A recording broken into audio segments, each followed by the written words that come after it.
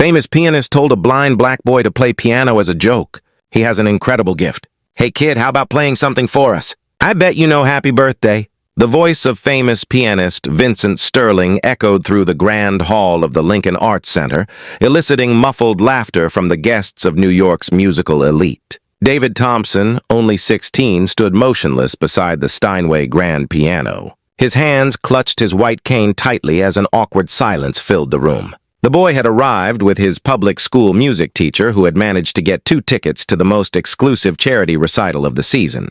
Vincent adjusted his Armani tuxedo and smiled at the audience of patrons and music critics. At 42, he was considered one of the greatest Chopin interpreters of our time with sold-out world tours and million-dollar contracts. To him, that misplaced boy represented everything that was wrong with the policies of inclusion in cultural events. "Come on, don't be shy," Vincent insisted, his voice dripping with condescension. "I'm sure our generous donors would love to see how we invest in diversity." Ms. Patricia Wells, director of the organizing foundation, muttered something about inappropriate to her assistant, but did not intervene. After all, Vincent Sterling was the star of the evening, responsible for raising millions for the institution. David took a deep breath, his fingers tightening around his cane. No one there knew that he spent 8 hours a day practicing on a borrowed keyboard in the basement of the neighborhood church. No one knew that at the age of 3 he could reproduce entire symphonies after hearing them only once. And most importantly, no one imagined that at that moment, while everyone saw him as an inconvenient obstacle, he was memorizing every note, every chord, every nuance of the arrogance that hung in the air. "Actually," David said, his calm voice cutting through the murmur of parallel conversations, "I prefer Bach." Vincent let out a genuine laugh. "Bach, really? What piece could you play, young man?" The famous pianist's smile was about to freeze on his face when David replied with a serenity that only exists in those who carry a secret too powerful to be revealed before the right time. "Partita number 2 in C minor, but perhaps it's a little too advanced for this audience." The silence that followed was so thick you could hear the ticking of the old clock in the entrance hall. There was something about the way that boy stood, the quiet confidence of his words, that made some of the guests realize they were about to witness something far beyond simple humiliation. If you're enjoying this story of overcoming prejudice, don't forget to subscribe to the channel to find out how a moment of mockery would turn into the most devastating lesson the New York musical elite would ever receive. Vincent Sterling felt a twinge of irritation at the boy's unexpected response. The Partita number 2 in C minor was one of Bach's most technically and emotionally complex compositions, known for breaking experienced pianists. "How dare this kid suggest that the audience wasn't up to it? Too advanced," Vincent repeated, his voice taking on a sharper tone. "Young man, you're speaking to people who finance the world's greatest orchestras. Perhaps you don't understand where you are." The audience murmured in agreement. Margaret Rothschild, heiress to a banking dynasty and the foundation's principal patron, whispered to her companion, "How rude. Someone needs to teach this generation some manners." David remained motionless, but something in the way he held his cane changed subtly. His fingers were no longer trembling. On the contrary, they were completely relaxed, like those of a surgeon before a delicate operation. "Vincent," interjected Dr. Harrison Webb, conductor of the Boston Symphony Orchestra, "perhaps we should continue with the main program." No, Vincent cut in, now clearly irritated by the perceived insubordination. Young David here seemed to question the sophistication of our guests. "I think it's only fair that he demonstrate this musical superiority he's implying." Vincent walked over to the piano and played the first few bars of the partita with exaggerated, almost theatrical movements. "You see, David, this is a piece that requires not only technique, but emotional maturity, something that takes decades to develop.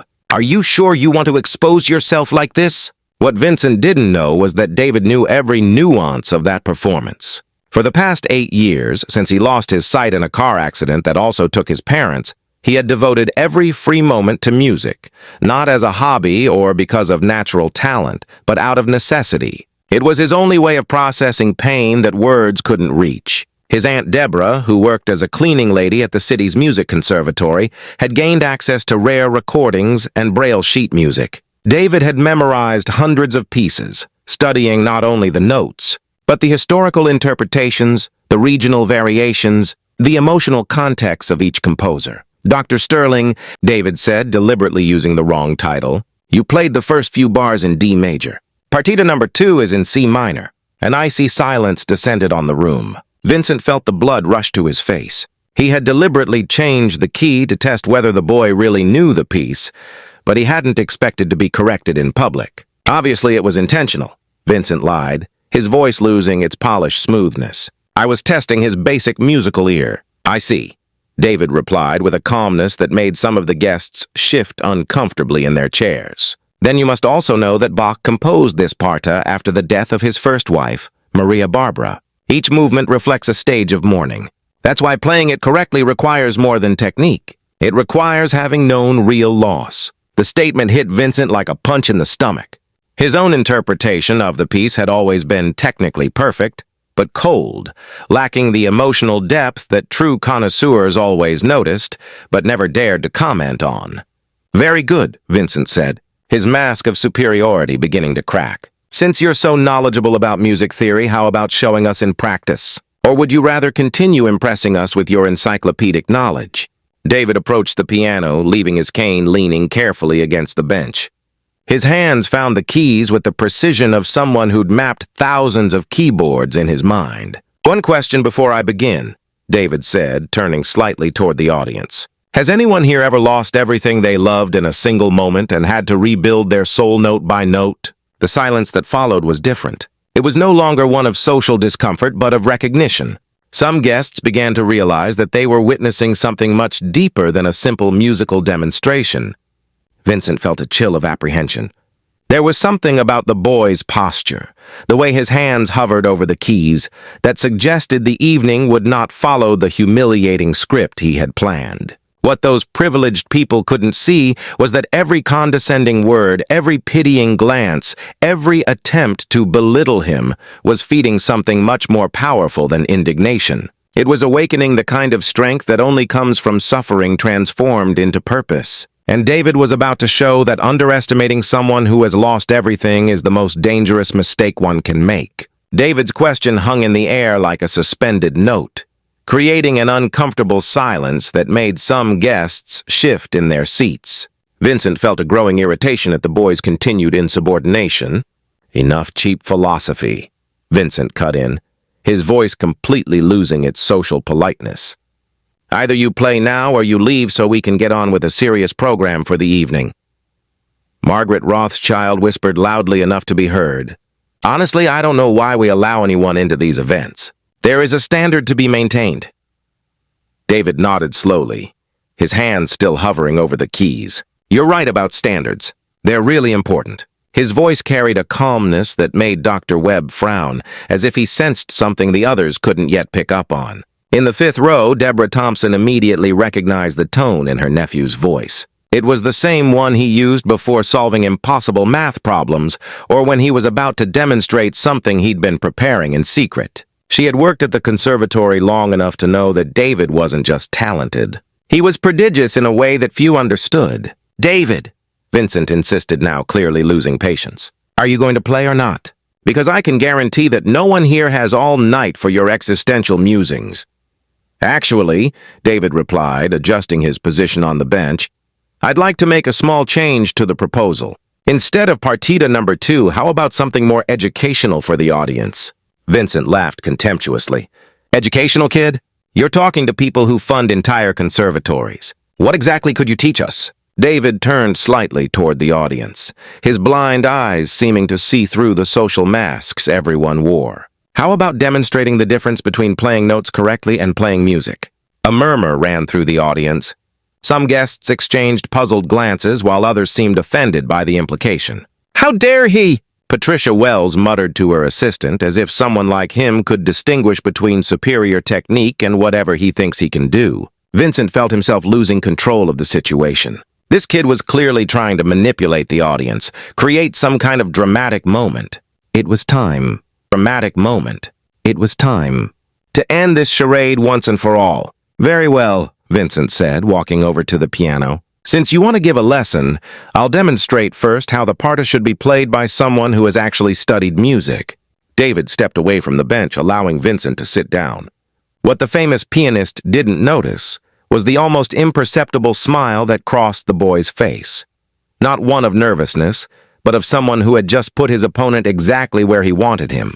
Vincent began to play with his usual technical precision. Every note was in the right place, every beat perfectly measured. It was an impressive display of musical skill developed over decades of formal training. As Vincent played, David closed his eyes and did something he had learned years ago. He memorized not just the notes, but every nuance of the interpretation, every stylistic choice, every micro-pause. In his mind, he was photographing the entire performance, cataloging every element he could use against his opponent. Deborah watched her nephew with a mixture of pride and apprehension. She knew that concentration. It was the same one David displayed when he spent hours studying recordings of masters long dead, analyzing their interpretations like a detective examining evidence. Dr. Webb, sitting in the third row, also noticed something different about the boy's posture. There was a quietness about him that reminded him of the great performers before career-defining performances. A calmness that came not from resignation, but from absolute preparation. Vincent finished the parta with a dramatic flourish, clearly pleased with himself. The audience applauded politely, some commenting on his flawless technique and mature interpretation. "And now," Vincent said, rising and gesturing grandly toward the piano, "let's see how you interpret this piece that is clearly beyond your capabilities." David approached the bench again. But before sitting down, he did something unexpected. He turned to the audience and said, "Before I begin, I'd like you to know something about the music you just heard." Vincent frowned. "What are you talking about? The partita number 2 was not written merely as a technical exercise," David continued, his voice taking on an authority that made the entire room pay attention. "Bach composed it as a dialogue with grief. Each movement represents a different phase of mourning for the loss of his wife, Maria Barbara." Some guests leaned forward, intrigued by the change in tone. "The first movement," David continued, "represents denial. The music refuses to accept the reality of the loss. The second is anger against God, against fate, against the music itself for failing to bring the dead back to life." Vincent rolled his eyes. "Any first-year student knows that you're not impressing anyone with basic historical context." David smiled again, but this time the smile reached his eyes. "You're right. Historical context is easy to memorize, but to experience that pain personally, that changes everything." He sat down at the piano and placed his hands on the keys. "The difference, Dr. Sterling, between your interpretation and mine is not technical. It's that you played the notes Bach wrote. I'm gonna play the tears he shed." The silence that followed was unlike any of the previous ones. There was an electric expectation in the air, as if everyone sensed they were about to witness something extraordinary. In the fifth row, Deborah clenched her fists. She knew David wasn't just about to play music. He was about to bare his soul to strangers who had spent the entire evening underestimating him. It was brave and terrifying at the same time. Vincent remained standing next to the piano, his expression oscillating between irritation and growing apprehension. There was something about the way the boy stood, the quiet confidence of his movements that suggested the night would not end as he had planned. David took a deep breath and closed his eyes. In his mind, he was no longer in that room full of people who despised him. He was back to that terrible day 8 years ago when he woke up in the hospital and discovered that he would never see his parents' faces again, that he would never see anything again.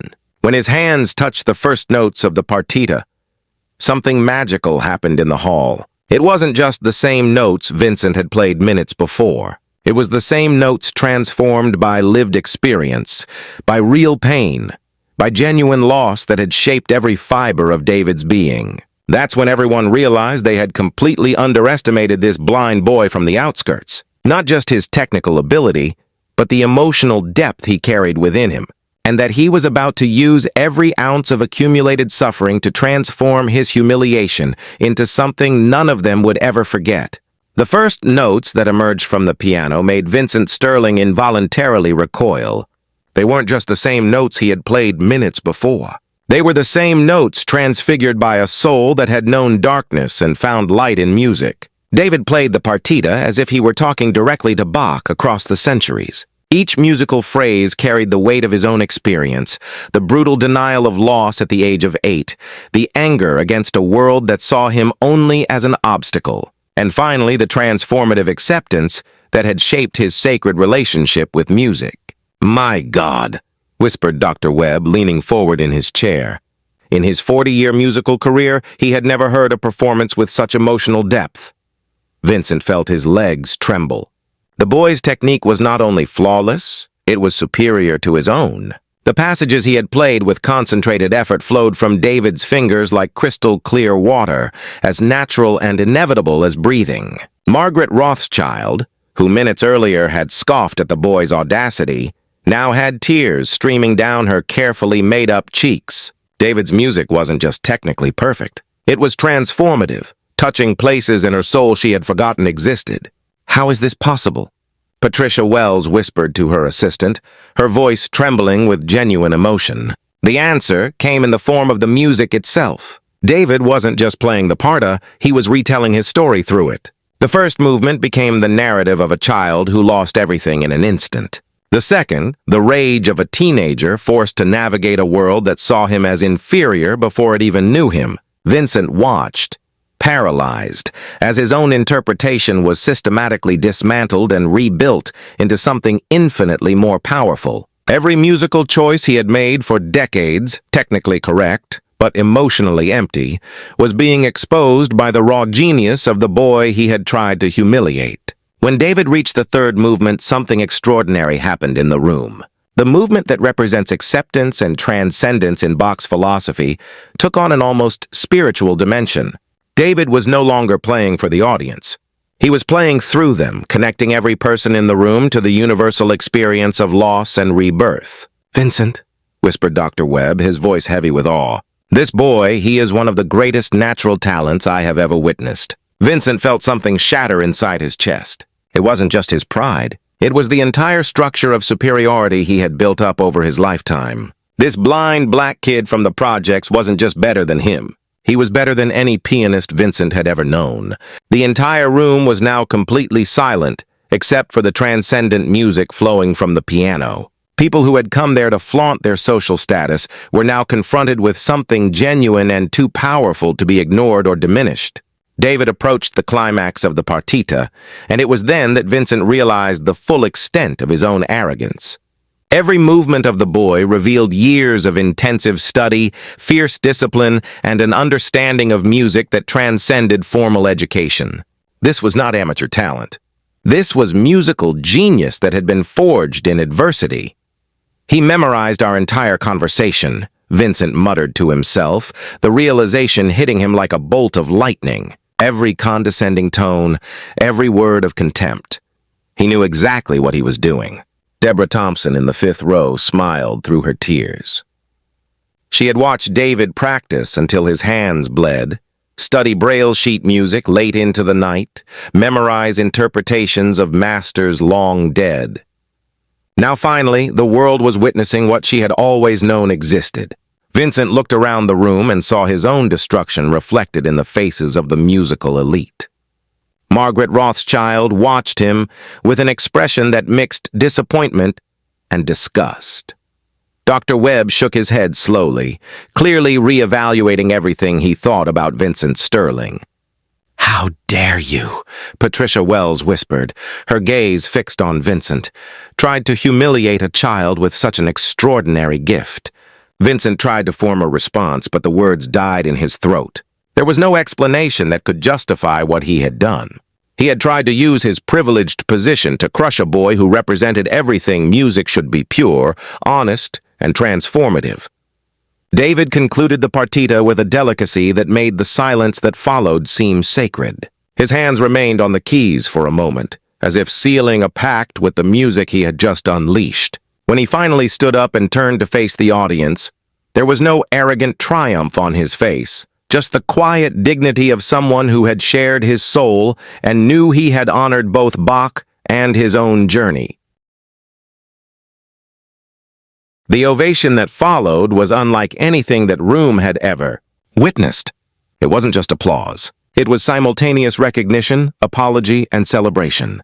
People rose as if they were in the presence of something divine. Vincent stood motionless, watching his reputation be rewritten in real time. Every person in the room now knew that he had tried to crush a musical genius out of pure prejudice. In 15 minutes, David had completely destroyed the image Vincent had spent decades building. "Mr. Sterling," said Dr. Webb, approaching with an expression that mixed disappointment and contempt, "I think we have a lot to talk about regarding the future of your contract with our orchestra." Margaret Rothschild took out her phone, and Vincent knew instinctively that news of his humiliation would be circulating among the cultural elite before he even left the building. David approached Vincent, extending his hand. "Thank you for the opportunity to play, Dr. Sterling. Sometimes we need to be confronted with our own music to understand who we really are." Vincent shook the boy's hand with trembling fingers, finally understanding that he had just witnessed not only an extraordinary performance, but his own complete social downfall. As David received congratulations from the entire elite in attendance, Vincent Sterling, the man who had tried to use privilege to crush talent, discovered that music, like justice, has its own ways of balancing the scales of life. 6 months after that night at Lincoln Arts Center, David Thompson walked through the halls of the prestigious Juilliard School of Music as a full scholarship student. At 17, he had become the youngest student ever to receive a full scholarship in the institution's history. Dr. Harrison Webb, who had witnessed his devastating performance, had personally ensured that David received the best educational opportunities available. "Talent like this comes along once in a generation," he repeated to anyone who questioned investing so much in a kid from the projects. The practice room where David spent his mornings overlooked Central Park, a stark contrast to the damp basement of the church where he had learned to play. But more important than the surroundings was the recognition. His teachers did not see him as a charity project, but as a future master who would grace any stage on which he performed. Margaret Rothschild, who had mocked him that night, now personally funded his program of study and had established a foundation to identify other musical talents overlooked in poor communities.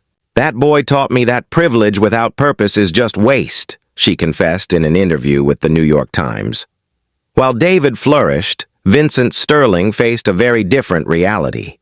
His contracts with major orchestras were canceled one by one. The video of David's performance and the cruel attempt at humiliation that preceded it had gone viral, racking up millions of views and devastating comments about prejudice disguised as cultural elitism. Vincent tried a European tour, but even there the story had caught up with him.